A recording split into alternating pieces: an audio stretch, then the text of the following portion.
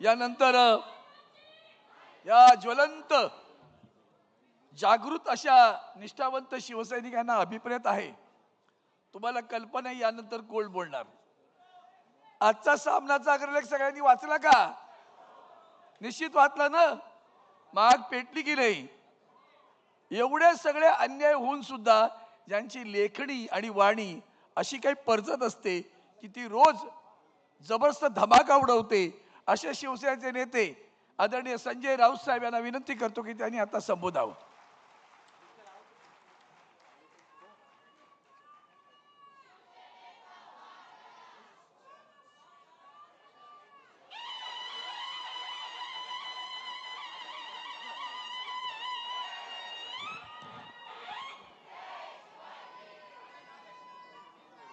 हिंदू हृदय सम्राट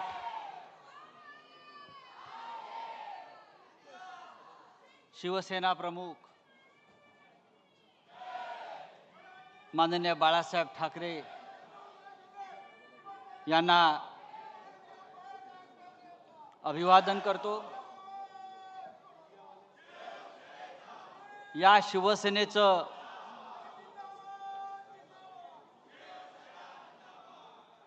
रोपटं नव्हे त्यांनी झाडच लावलं होतं आणि त्या शिवसेनेला 59 वर्ष आज होत आहेत. देशाच्या राजकारणातला हा एक चमत्कार आहे.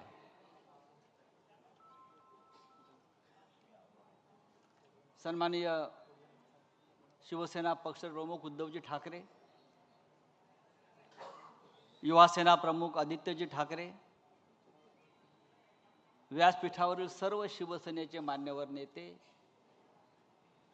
आणि या सभागृहात उपस्थित असलेले महाराष्ट्राच्या कानाकोपऱ्यातून आलेले सर्व शिवसेनेचे जिल्हा प्रमुख, संपर्क प्रमुख, तालुका प्रमुख, शाखा प्रमुख,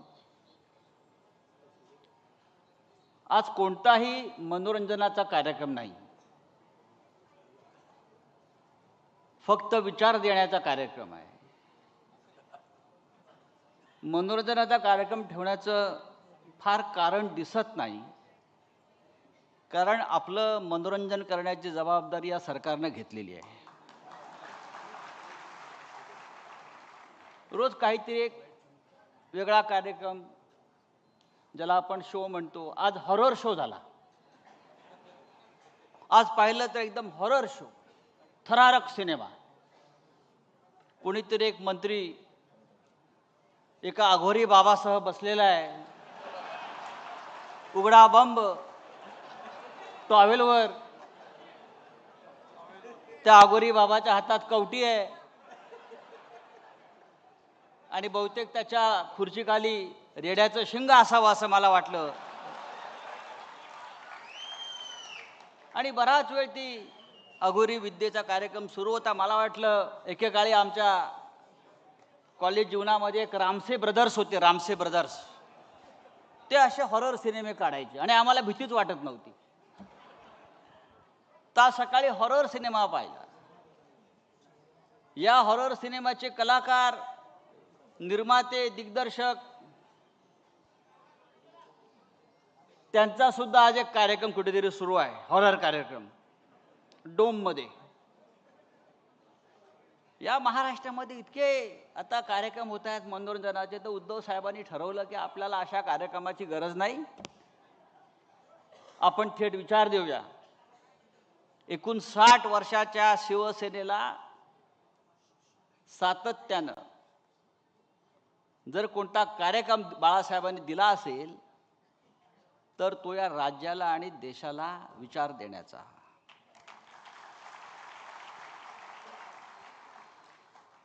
मगाशी अंबादास दानवे या राज्याचे विरोधी पक्षनेते यांनी मराठवाड्यामध्ये त्यांनी जो कार्यक्रम केला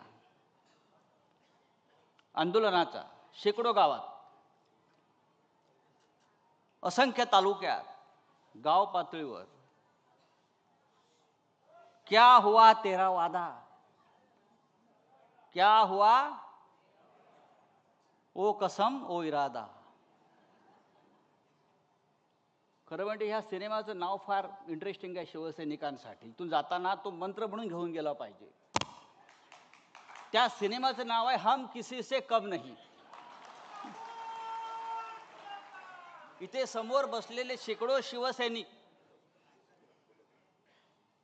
त्यांनी आपल्या मनाशी एक आत्मविश्वास, एक निर्धार आणि एक जिद्द पक्की ठेवली पाहिजे की हम किसी से कम नहीं. शिवसेना किसी से कम नहीं. हिंदुहृदय सम्राट बाळासाहेब ठाकरे यांनी या शिवसेनेची स्थापना केलेली आहे.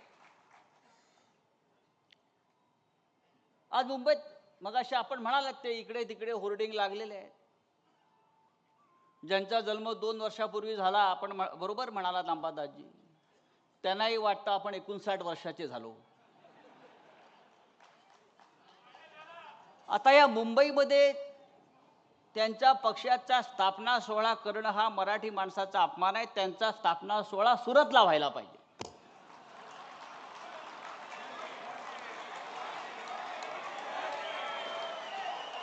मुंबईत शिवसेनेची स्थापना झाली शिवतीर्थावर बाळासाहेब ठाकरेंनी, उद्धवसाहेब ठाकरेंनी. तुमचा पक्ष स्थापन झाला गुजरातमध्ये आणि तुम्ही बाळासाहेब ठाकरेंचा फोटो कसा काय लावू शकता? तुमच्या पक्षाचे प्रमुख आहेत अमित शहा. तुमच्या पक्षाचे प्रमुख अमित शहा आहेत. तुम्ही अमित शहांचा फोटो लावा, वाटल्यास नरेंद्र मोदींचा लावा, आमची काही हरकत नाही. तुम्ही बाळासाहेब ठाकरेंचा फोटो 2 वर्षापूर्वी शिवसेनेची तुमच्या काय गटाची स्थापना झालेली आहे. तुमचा या पुढला कार्यक्रम मी त्यांना विनंती करतो किंवा देवेंद्रजींना विनंती करतो, तुम्ही भारतीय जनता पक्षानं त्यांचा पुढल्या कार्यक्रमाची स्पॉन्सरशिप करावी. सरदार वल्लभभाई पटेल खूप मोठे आहेत, त्याचं नरेंद्र मोदी स्टेडियम नाव केलं आहे आता, पण ते इथे करतात कार्यक्रम. पण या सभागृहामध्ये हजारो शिवसैनिक पदाधिकारी जमलेले आहेत. शिवसेना 59 वर्षाची झाली हा या देशातल्या राजकारणातला चमत्कारच आहे. माननीय बाळासाहेब ठाकरेंनी तेव्हा सांगितलं होतं, या देशामध्ये फक्त 2च सेना राहतील, एक भारतीय सेना आणि दुसरी शिवसेना. बाकी सगळ्या गुंडांच्या टोळ्या.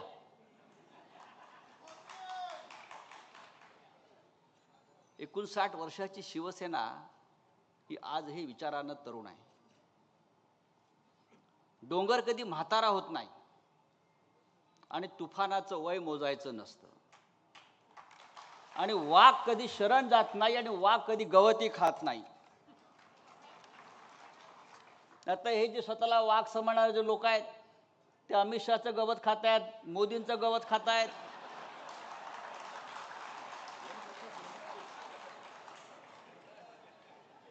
आम्ही असे नाही. मी जेव्हा म्हणतो की शिवसेना या देशाच्या राजकारणातला सगळ्यात जुना पक्ष आहे, सगळ्यात जुना पक्ष कोणता असेल अनुभवी, तर हा रावते साहेब आपला बाळासाहेब ठाकरेंनी स्थापन केलेली शिवसेना. जेव्हा शिवसेना या महाराष्ट्रात गर्जना करत होती, लढाया लढत होती, संघर्ष करत होती मराठी माणसासाठी आणि हिंदुत्वासाठी, तेव्हा आजचे सगळे पक्ष हे पाळण्यामध्ये होते. भारतीय जनता पक्षाचा जन्म 1980 साली झालाय. राष्ट्रीय काँग्रेस ज्याला इंदिरा काँग्रेस जी होती, त्या काँग्रेसचा जन्म 1976 साली झाला. पवार साहेबांचा राष्ट्रवादी काँग्रेस 1999 साली जन्माला आली.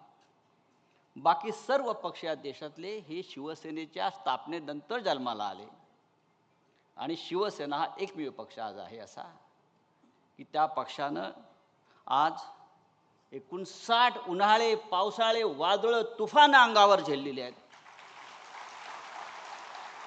आणि त्यातून आम्ही अत्यंत खंबीरपणे उभे आहोत. आमच्या जीवनातला संघर्ष कधी संपला नाही. संघर्ष आमचा ऑक्सिजन आहे, संघर्ष आमचा प्राणवायू आहे. याचं कारण असं आहे, हा पक्ष भ्रष्टाचाराच्या आणि ठेकेदारांच्या पैशावर उभा राहिला नाही, तर शिवसैनिकांच्या रक्तावर, घामावर आणि संघर्षावर उभा राहिलेला आहे.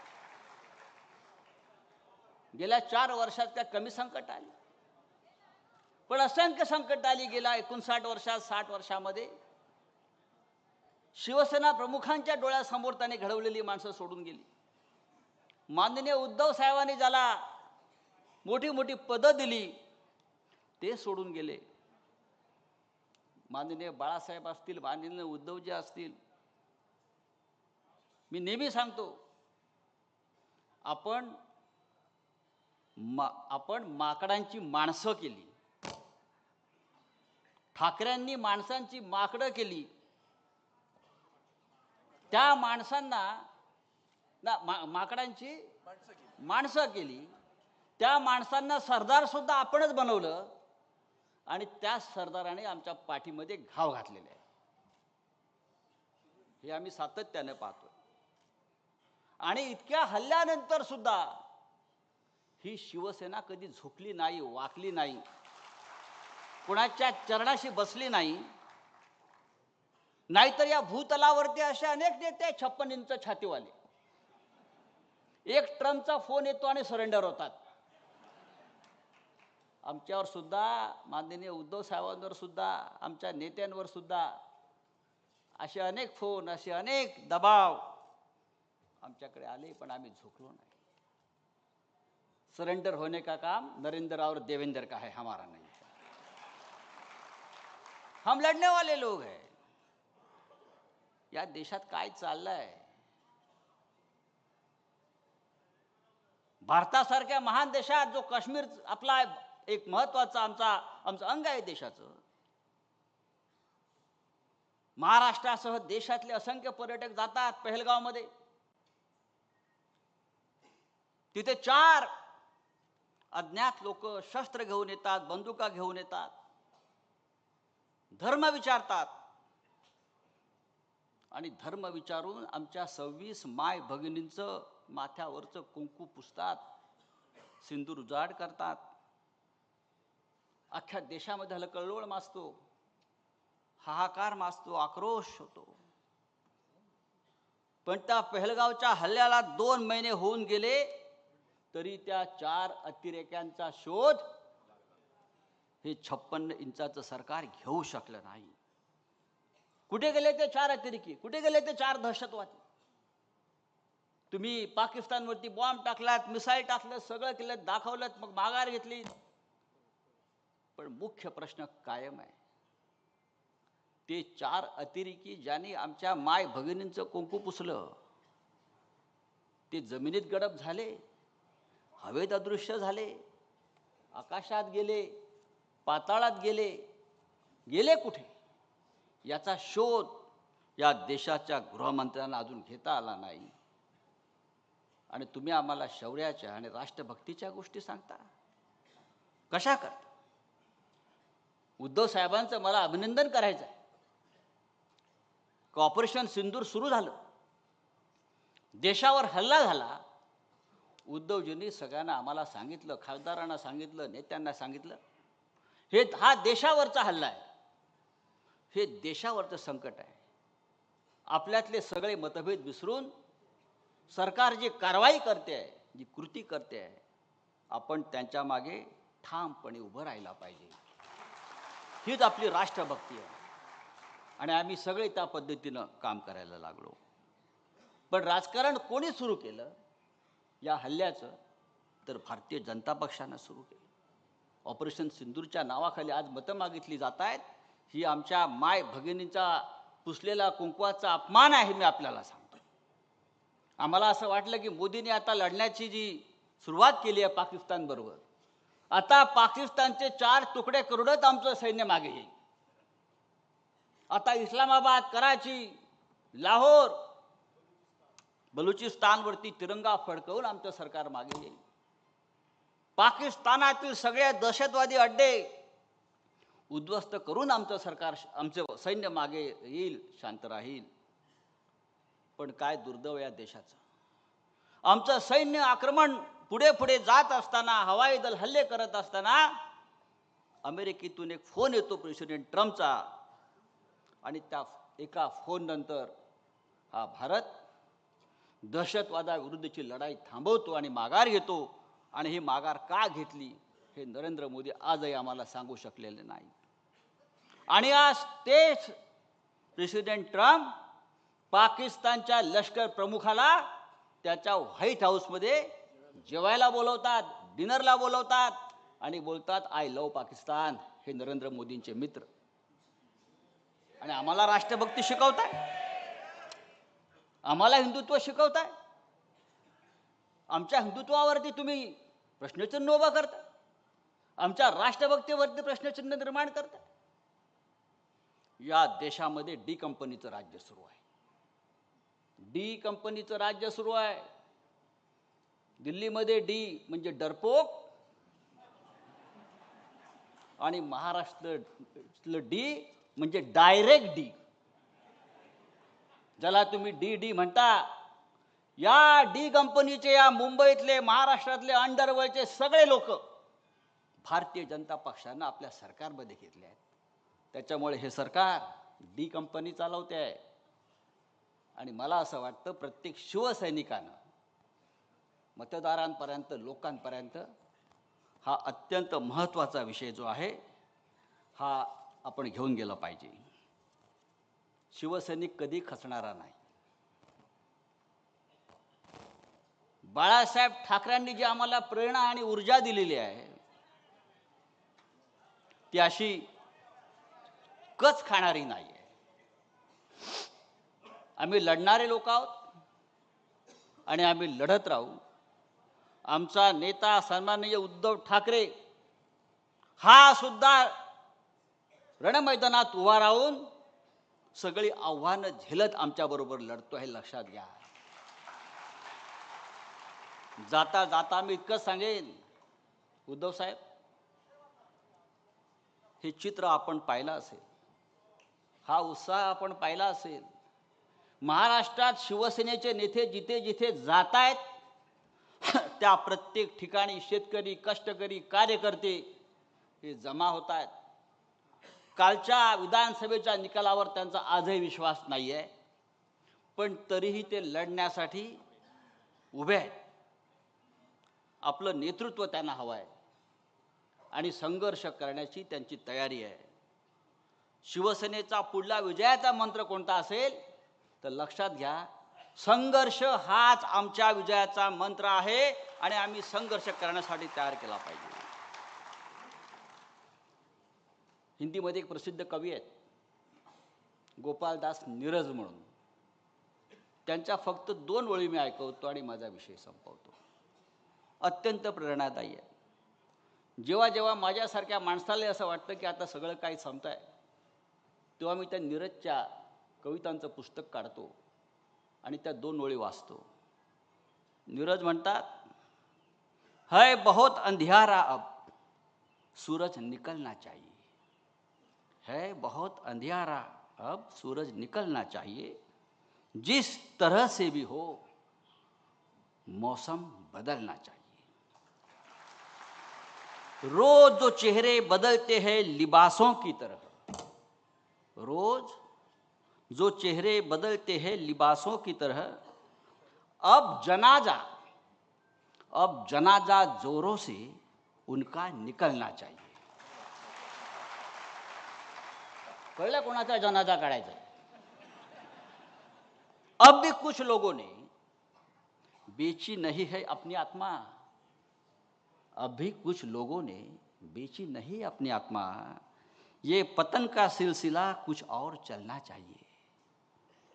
फूल बनकर जो जिया वो यहाँ मसल गया, फूल बनकर जो जिया वो यहाँ मसल गया, जिस्त को फौलाद के साचे में ढलना चाहिए. छीनता हो जब तुम्हारा हक कोई, छीनता हो जब तुम्हारा हक कोई, उस वक्त तो आंख से आंसू नहीं शोला निकलना चाहिए. ही शिवसैनिकांसाठी प्रेरणा आहे. आपण चिडलं पाहिजे, आपण संतापलो पाहिजे, आणि हा संताप आणि चीड अन्यायाविरुद्ध आहे, आमच्यावर झालेल्या अन्यायाविरुद्ध आहे. निवडणूक आयोग ठरवू शकत नाही, अमित शहा ठरवू शकत नाही शिवसेना कोणाची आहे. उद्या आम्ही ठरवू, अमित शहा या देशात राहील की देशाच्या तुरुंगात राहील. जय हिंद, जय महाराष्ट्र. लोकशाही मराठी ऐका, पहा, जागरूक रहा.